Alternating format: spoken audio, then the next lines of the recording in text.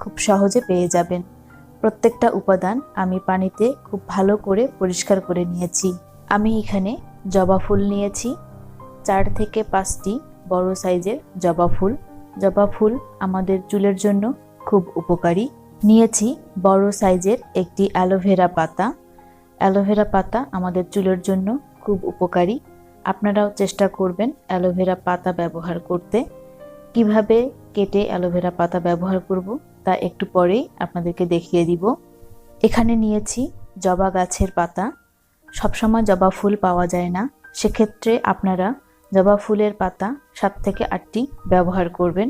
জবা ফুলের পাতাও চুলের জন্য খুব উপকারী। এখন নিয়েছি তেজপাতা। আপনারা কাঁচা তেজপাতা না থাকলে শুকনো তেজপাতা 6 থেকে 7টি ব্যবহার করবেন।